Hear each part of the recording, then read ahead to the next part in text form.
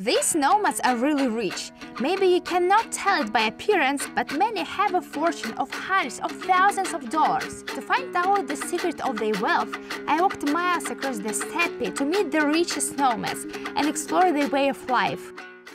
Nomads in Kyrgyzstan live in hard-to-reach places far from cities. Tourists usually don't go there, and literally there are no roads. Just a trip to nomadic stands is an adventure itself. Bad luck! Because we happened to meet a local who was going exactly to the place which we needed. And now we are going together to that exact place, where people still lead a traditional lifestyle. We drove for a long time. There was nothing around, only the steppe. Sometimes we came across rivers and animals on the way. It was getting dark quickly, and when we got there, it was total darkness. So guys, the train has just left and I don't even know where we are now. It seems that in the middle of nowhere. Yeah, just nearby there is a stand of a nomad family. Hopefully they will accommodate us for this night and give us some food. However, the hosts turned out to be very kind people. Of course, they were shocked to see us at their place late in the evening, but they immediately agreed to take us for the night and fed us dinner. I think it was an interesting experience for them to welcome foreigners as well. And now they are preparing dinner for us. Flatbread, some dairy, they call it kaymak, it's sour, thick milk. Yeah, and kumis. Kumis. Kumis is also a national drink in Kyrgyzstan and in other countries of Central Asia. I will try a little bit. That's actually too strong. It's like milk mixed with alcohol.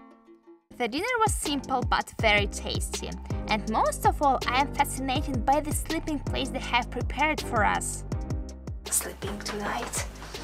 You see, it's pretty small, but as far as I understood, the host has given us the best sleeping place because see, it's so clean in the middle of nowhere, and they provide us these fancy bed clothes, just imagine. For you it could seem that it's nothing special, but we are in the dusty kingdom of the steppe, and nomads gave us the cleanest bed and kept the bed for themselves covered in dust. That's just incredible hospitality. Good morning, guys. We have finally woken up. It's 9 AM. Yeah, I know, too late. It's late because nomads get up very early, before sunrise, as they need to milk a bunch of horses and cows. Cows are calm, but horses are not. And first you need to catch a horse to milk it. Some families may have 10 or even 20 animals. And it's so hard to milk all of them with their hands. Hands and arms get tired after one cow, and here they need to milk many of them. So before we woke up, our nomads had already finished many routine tasks, and they even made breakfast for us quickly. This is our breakfast, like the whole table of food. For breakfast, they provided a lot of different dairy dishes, many of which I've never tried before. This is, I don't know what is this, we will try it later. Here's kurut, it's like dry, salty and sour dairy product. Cookies are called bear sak. It's another traditional dish. And here's the view. Isn't it amazing?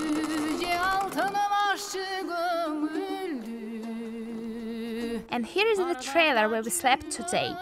But something is missing in the nomad stand, right? Yes, there is no yurt here. Instead of a yurt, you can see a trailer or a coach. I think that's because coaches are easier to transport and you don't need to assemble it when you deliver it to the spot. Many nomadic Kyrgyz people use these coaches instead of yurts, but hopefully here, somewhere on the route, we will also see yurts, and I will show you later. Nomads come to live in the valley every summer with their herds of animals and spend here 3 or 4 months. I wanted to ask the nomads more about their life, but they spoke only Kyrgyz, so I just watched them. Because there is no electricity and therefore no fridges here, they have to cook they meal in a special way so that it will not spoil, and they can eat just a number of dishes here, and most of them are made of milk, not even meat, because for instance, if they slaughter an animal, they have to eat it in full, but it's too big for a small family. So mainly they eat dairy products in different forms. In general, cows and horses for nomads are a source of everything necessary for life, not just food. And you see, this is sheet of cow. They use it for heating, for cooking also.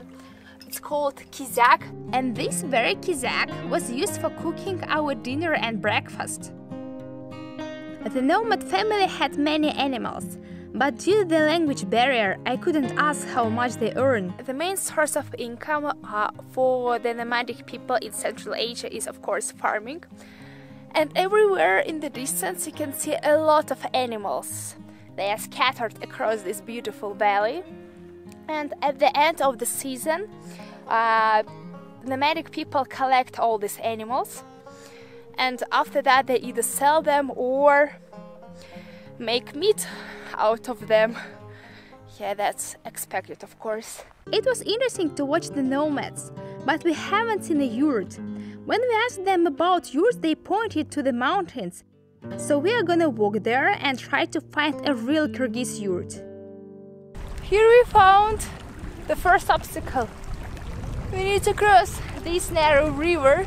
We passed this river easily, but most likely there will be something more serious ahead, as yesterday we crossed a very wide river by car. You can see more tents there, closer to the mountains. There are more nomadic families living here. And the thing is that so far I haven't seen a single yurt here. So it seems that people here use yurts more for tourist purposes or for themselves as a token of their traditions, but not for practical purposes, not in the field where they grow their animals. After a few miles, we have finally found the first real yurt. It's maybe 200 meters from me. I can see a yurt finally. In general, all these nomad camps exist only in summer. In winter they live in the nearest village, called Smagol, which is about 20 miles away. Exactly from this village we started the trip and looked for a cut to the steppe yesterday.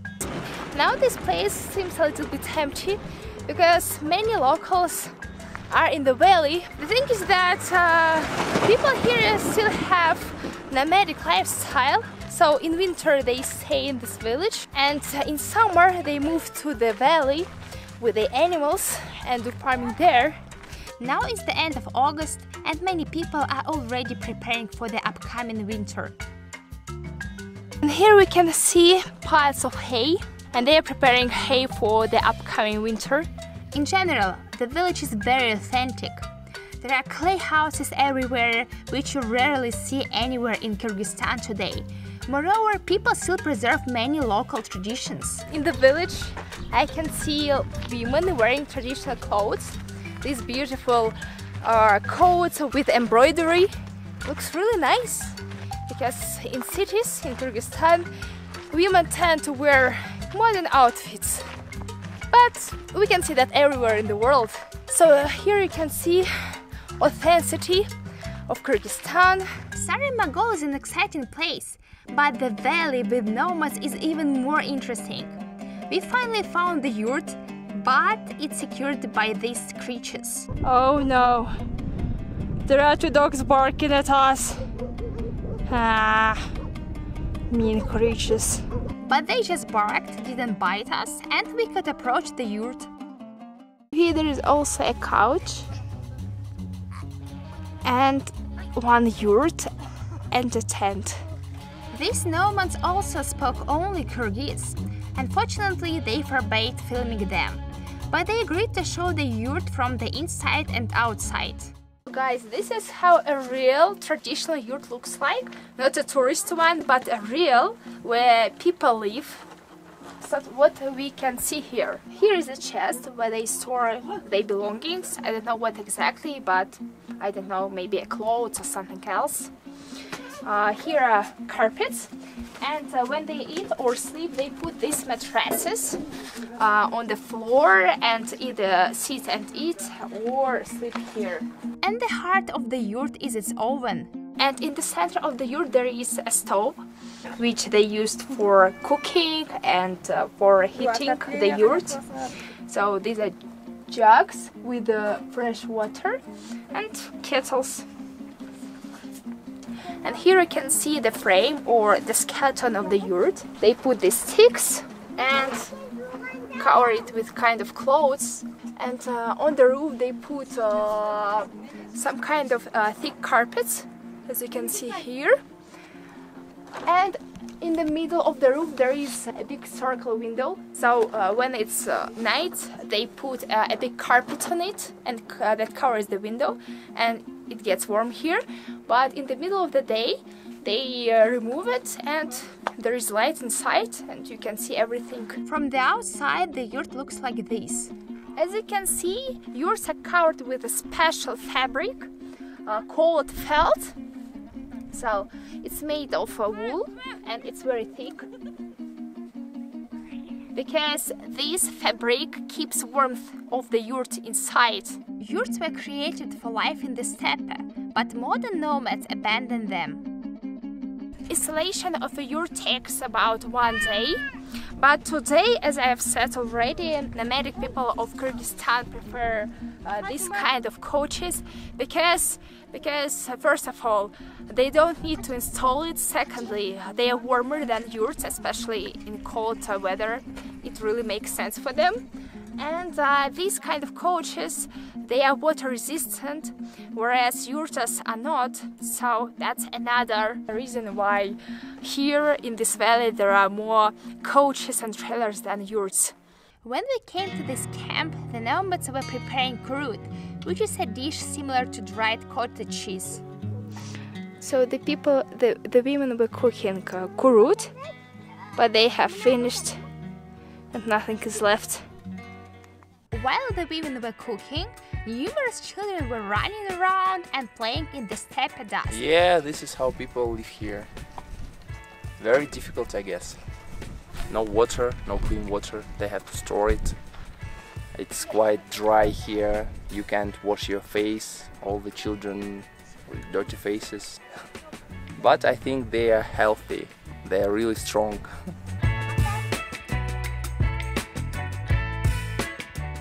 We found the yurt. Now we need to get out of here and come back to the village. The nomads showed on the map that there is a climbers camp 15 miles from us. And there we can find transport back. So now we are moving there. But first, let's visit another yurt nearby. And here is another yurt. And on the other side there are tents and a coach. Here is a pile of local fuel attracted my attention. Here we can see a big pile of kizak. This is the shit of horse or a cow shit. And nomadic people here use it for heating and for cooking also. They put it in an oven and make a fire. If only I knew that in a few minutes I would be drinking tea prepared on that manure. This nomad lady invited us to drink Kyrgyz nomad tea. What is your name? I'm Aklai. Name? Aklai. Come on in. Aklai told me how many animals they have and what wealth their family has. We have 15 horses, 13 cows, How many sheep do you have? 10 sheep. Aklai also said how much each animal costs. One cow costs 60,000 som. 60,000. Yes. Good price. What about a horse? One horse costs 100,000 som. I double-checked the prices on the ads website in Kyrgyzstan, and the prices are actually even higher. For one cow you can get on average $1,200, for a horse $1,100, and for a sheep $230. To sum up, the Khair family's fortune is at least $35,000. Considering that they are almost retired and have a house and other property, it's very good money. Khair said that there are much richer nomads who have thousands of horses and cows. They live just on the way to the base camp.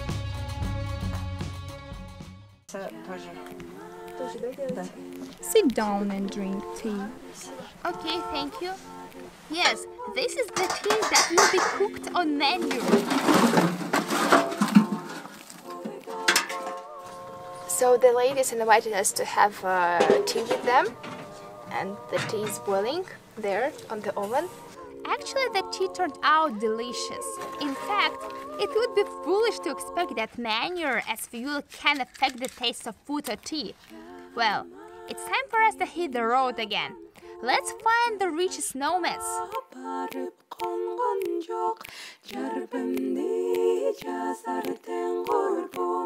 Nomads are not the only interesting feature of Kyrgyzstan. In fact, the country has very unusual traditions. I kidnapped my wife. You kidnapped your wife? Yes. Yes, brides are being kidnapped in Kyrgyzstan. When we were traveling there, we met this man who told us how he stole his future wife 20 years ago. I was sitting in a bus and noticed two ladies behind me. One of them attracted me. Then I introduced myself. I asked her address, and next morning I stole her with the help of my friends. Whoa! He said that the girl didn't mind and they got married after her kidnapping. Just imagine that the person was taken right from her parents' house. I got interested in finding out the wife's version of the story. And we met her. Could you tell how you met your husband?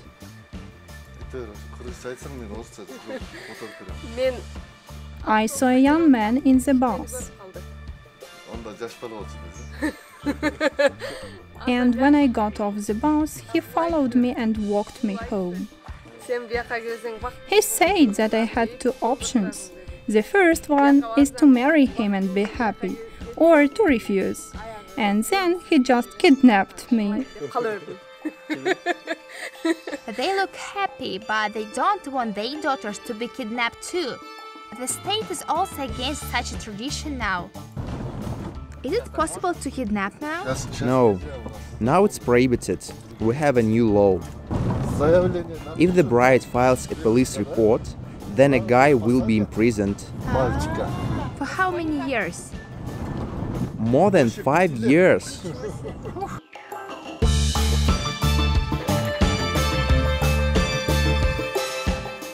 The route seemed simple until we found ourselves at its wide part of the river. And here's the second obstacle. We need to cross this river somehow. In fact, the river is very wide. The water is dirty and cold, and the flow is fast. So Maxim will be testing the water level now. Hopefully everything will be fine. Is it cold? Very cold. And there comes the hardest part, because the stream is very swift. As you can see, he can't cross there. So what? Is it possible to cross? I think it's possible, but it's too deep. And I will try a little bit higher. Okay.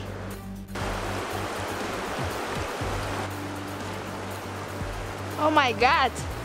It seems that he managed.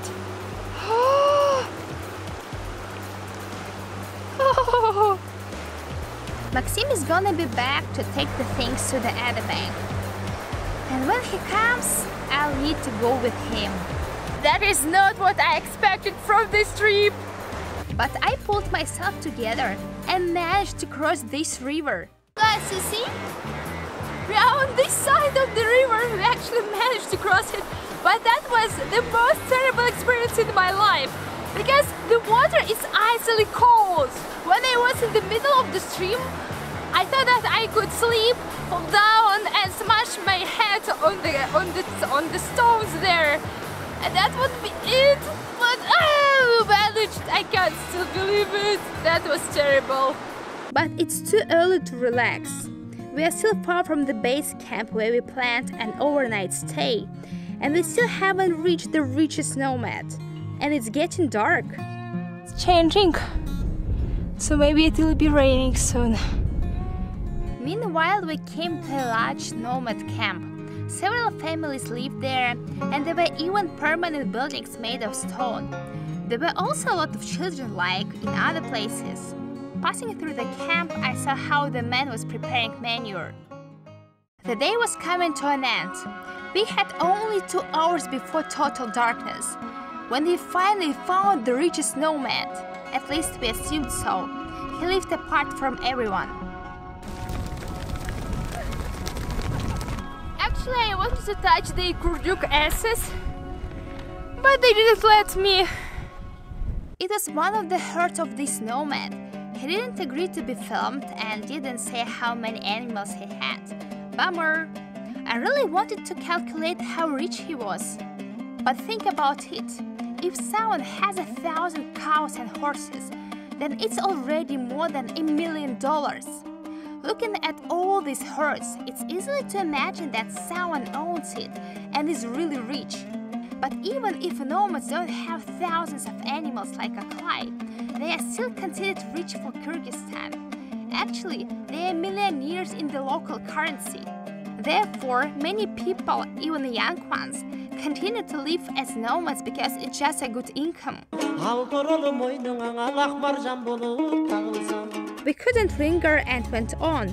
And when we approached the base camp, we met a herd of yaks. Look how huge and hairy they are. You can see a herd of yaks.